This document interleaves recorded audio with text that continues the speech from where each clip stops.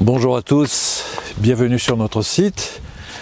Aujourd'hui, nous sommes en Périgord noir, dans le village de Saint-Geniès, un village qui est bien connu ici à cause de la lauze. Vous savez, ces pierres calcaires qui étaient utilisées comme des tuiles et qui recouvrent encore de nombreux toits, en particulier le toit de l'église ou des petits châteaux.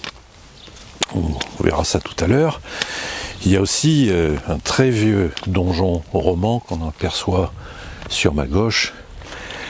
Et puis surtout, il y a une magnifique chapelle de l'époque gothique qu'on appelle la chapelle du Cheylard, qui se trouve sur une butte, probablement l'emplacement d'un ancien château.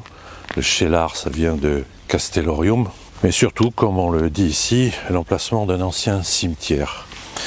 Cette petite chapelle contient des peintures, et c'est cela que nous allons découvrir maintenant.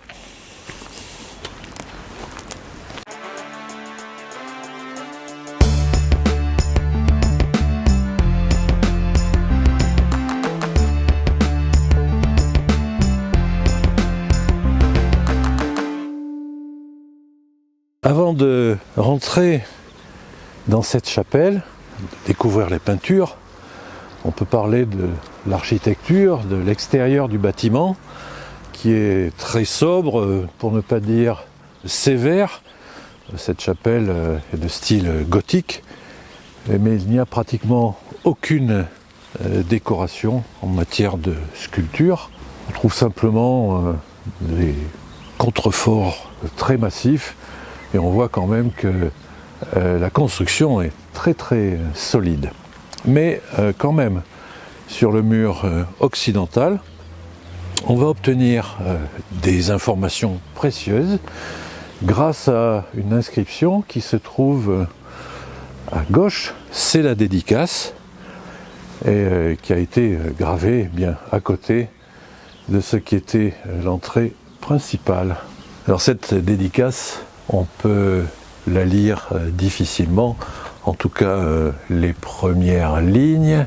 Si je me souviens bien, ça commence par Anno Domini, puis suit une date 1327, Ego, Gausbertus de Chaminade, de Sancto Genesio, Istam Capellam edificare feci, in honorem, etc., ce qui se traduit facilement par en l'an du Seigneur 1327, moi, Gausbert de Chaminade, de Saint-Geniès, j'ai fait édifier cette chapelle en l'honneur de Jésus-Christ, de la Vierge Marie, de Saint-Michel, de Saint-Jean et de Sainte-Catherine.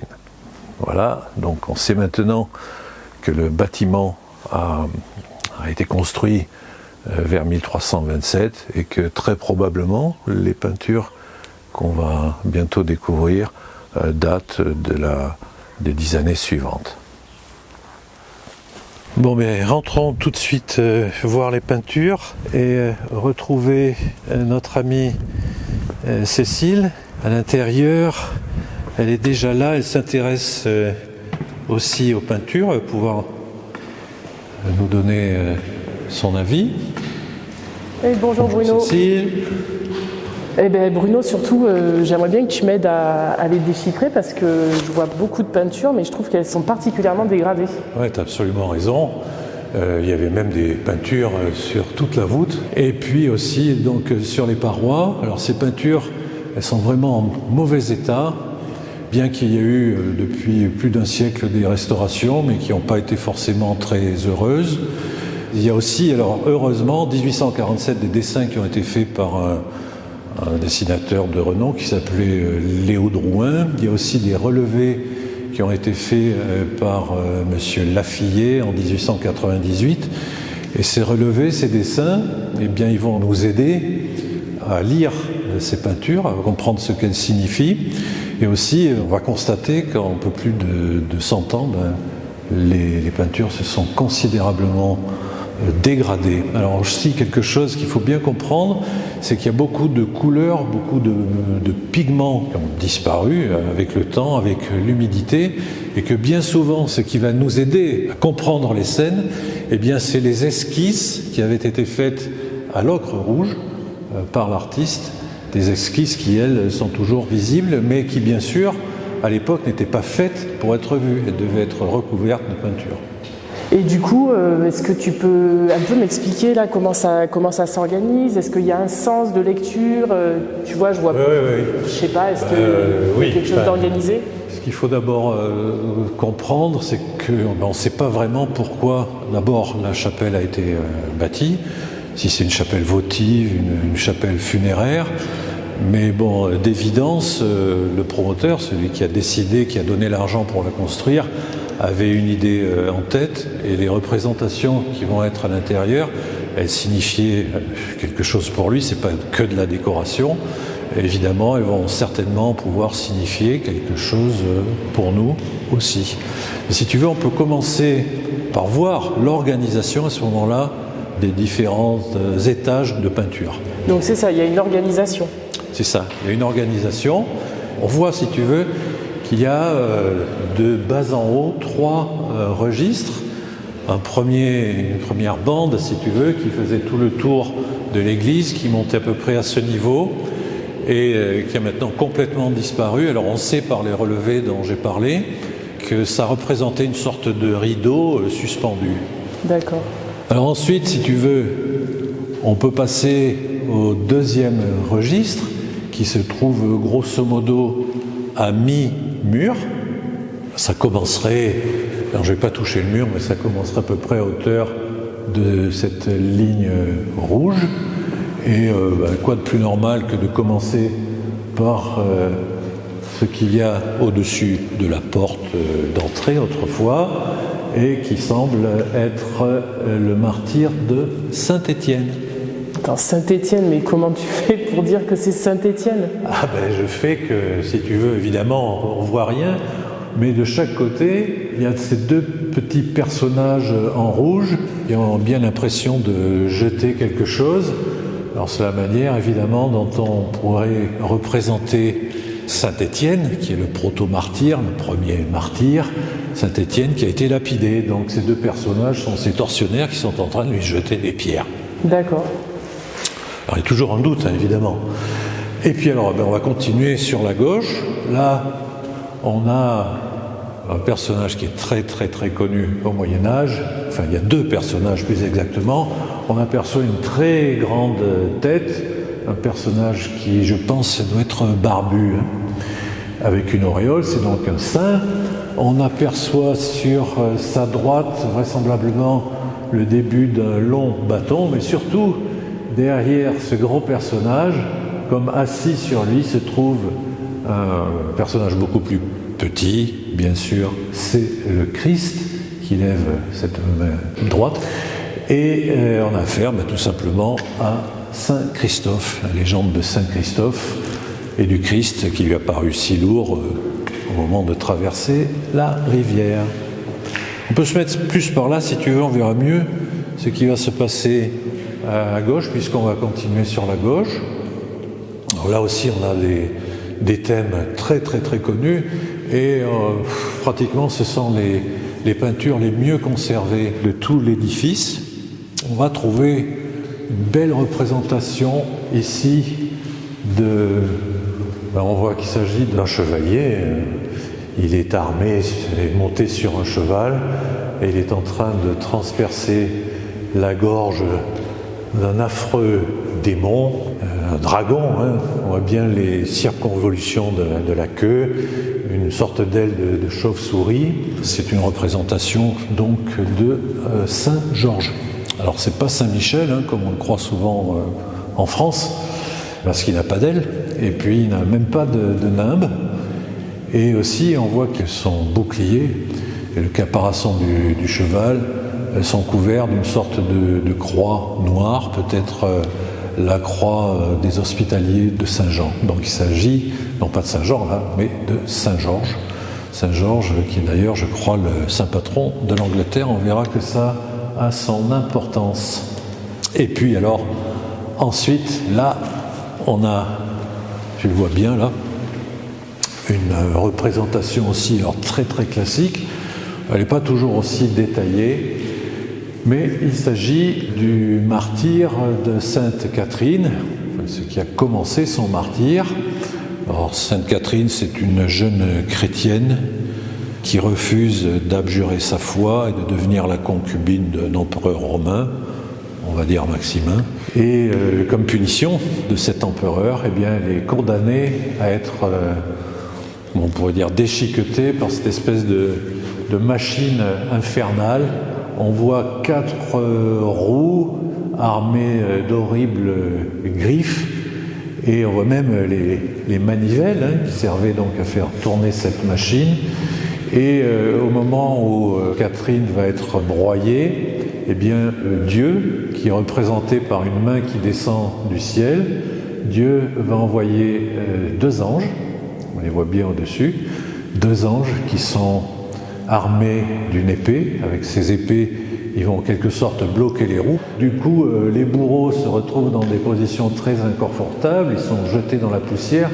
On apprécie d'ailleurs le visage du bourreau de gauche, qui a l'air vraiment de souffrir.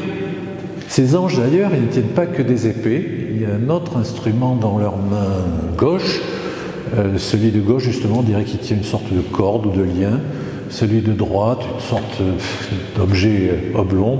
On peut y voir plutôt que des instruments de musique, comme je l'ai lu, peut-être des cordes et des coins pour bloquer ces machines. D'accord. Celui-là, il est plutôt bien conservé, je trouve, mais du coup, j'arrive pas à voir comme ça, au premier regard, de qui il s'agit. Je vois pas d'attribut particulier. En fait, il s'agit vraisemblablement d'un saint guerrier, d'un saint chevalier, puisque tu vois qu'il tient dans sa main droite une belle épée. Dans sa main gauche, en fait, c'est un peu étrange, il tient sa main gauche un gant. Donc le gant n'est pas mis dans sa main gauche, alors que le gant est mis dans sa main droite. Ça avait peut-être du sens, mais je l'ignore. Ensuite, il a une belle ceinture très décorée, comme c'était souvent le cas chez les chevaliers.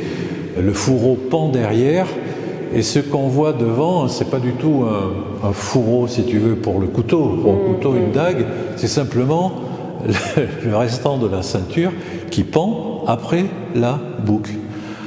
Alors de quel saint militaire il s'agit? Là c'est plus dur parce que il y en a énormément, des saints soldats, en particulier des saints qui remontent à l'Antiquité, ceux de l'armée romaine, qui ont refusé de se convertir.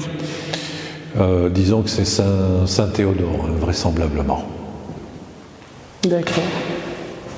Le suivant, là, ça ressemble bien à Saint Paul. Par contre, là, les 2 épées, je sais pas, ça me semble bizarre, non? Oui, moi je comprenais pas non plus. C'est vrai qu'on représente Saint Paul souvent chauve, avec une épée à la main, l'épée étant son attribut puisqu'il a été décapité. Mais pourquoi 2 épées? Tu vas voir, c'est assez amusant. En fait, tout à l'heure, je parlais des esquisses qui ont été faites par l'artiste. Bien vraisemblablement, on a ici un repentir, c'est-à-dire qu'il avait commencé à représenter Saint Paul avec une arme dans sa main, une épée dans sa main gauche, et puis il a changé d'avis, il a représenté Saint Paul avec son épée dans sa main droite, et l'épée devait être remplacée, je crois, par un livre. Évidemment, l'épée inutile devait être cachée derrière la peinture, des pigments qui, depuis, ont disparu. C'est ce que je te disais tout à l'heure. Bien souvent, on n'a plus affaire qu'à l'esquisse des peintures qui réapparaissent. Alors du coup, si on continue par la gauche, voilà, moi j'en vois 3. Je vois comme une colombe, mais après... Alors effectivement, il y a bien la colombe du Saint-Esprit. Bon, c'est très très abîmé, mais on va quand même comprendre, puisque au milieu, eh bien, on aurait affaire à Jésus. Au-dessus de lui, c'est l'Esprit Saint sous la forme d'une colombe qui descend sur lui. Mais surtout, ce qui va nous permettre de comprendre la scène, c'est le personnage de droite qui a l'air assez émacié, barbu, Alors il ne porte pas son habit en peau de chameau habituel, il est habillé d'une sorte de robe jaune, mais surtout il tient une cruche, il verse de l'eau sur la tête de Jésus. C'est donc le baptême de Jésus dans les eaux du Jourdain par son cousin Jean-Baptiste. Et donc, alors, si on passe de l'autre côté, alors lui, il a carrément on voit son tronc, et encore, mais oui, on voit pratiquement le reste, plus rien.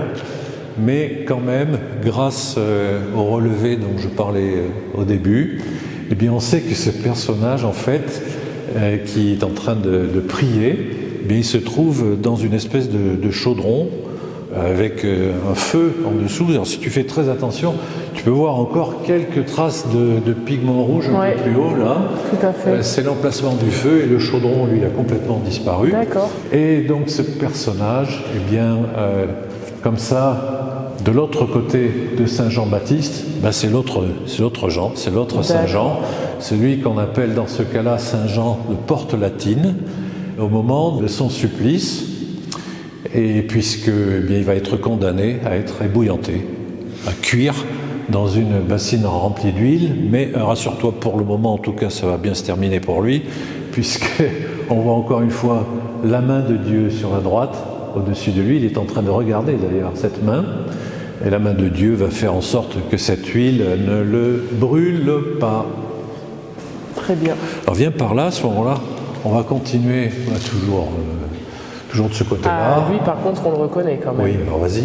Ben, c'est Saint-Pierre. Et à quoi tu le reconnais? À la clé.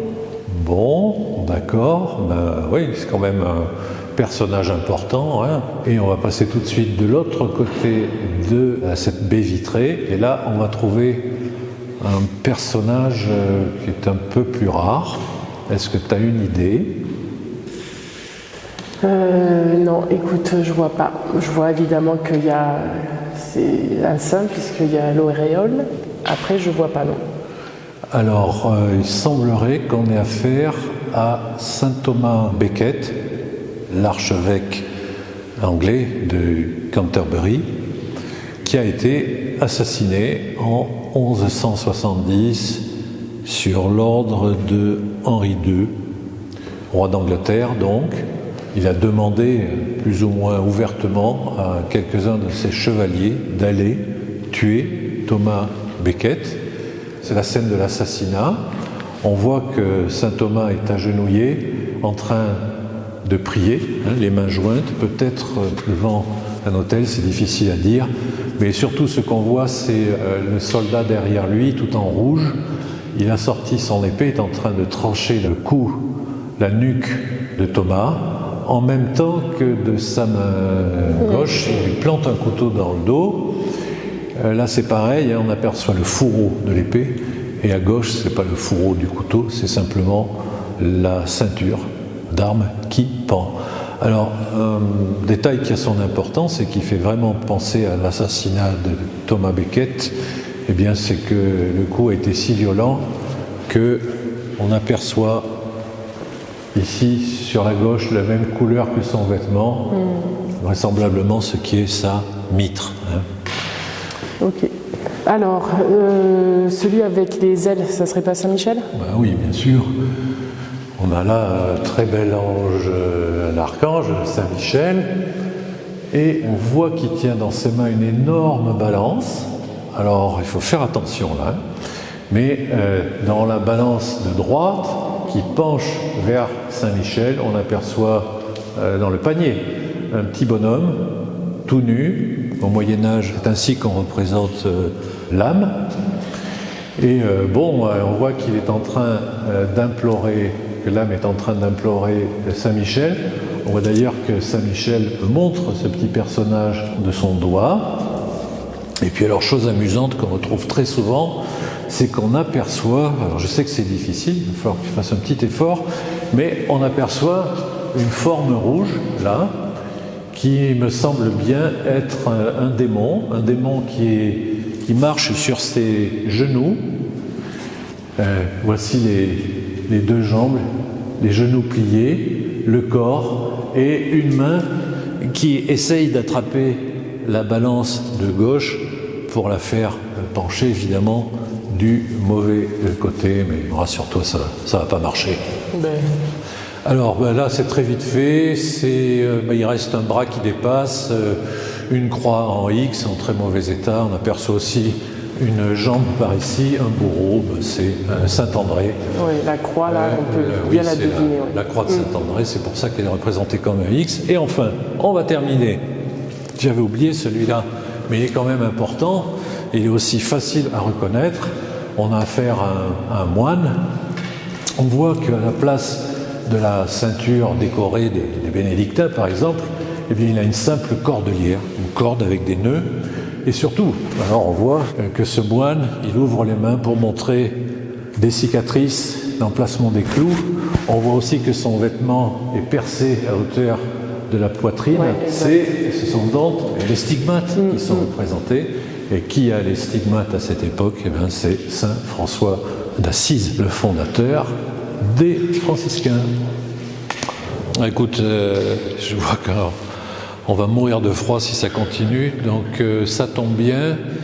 On va étudier le dernier registre, celui qui se trouve sous les arcs formerets, qui est en très très mauvais état, donc ça va aller un petit peu plus vite, rassure-toi. Et tout ce qu'on peut dire, c'est qu'il y aurait 2 cycles représentés sur ces murs. D'un côté, du côté du mur nord, on aurait tout en haut des passages de la vie de la Sainte Vierge, et de l'autre côté, sur le mur sud, donc, des passages des dernières heures de la vie de Jésus. Alors si on regarde quand même, on ne peut pas faire l'impasse, si on regarde au-dessus, là, on voit bien qu'il y a quelque chose d'intéressant et qui est très connu aussi, c'est ce qui paraît, en tout cas pour ce qui concerne la gauche de cette peinture, une représentation de la scène. On voit le Christ au milieu, bénissant, et surtout, on voit qu'une tête repose sur sa poitrine. C'est la tête de Saint Jean, son favori, l'apôtre qu'il préférait. Mais ce qu'on a à droite, ça ne correspond pas du tout. On a plusieurs personnages qui n'ont pas du tout l'air d'apôtres. D'ailleurs, il semble bien que la 4e personne à droite soit une femme.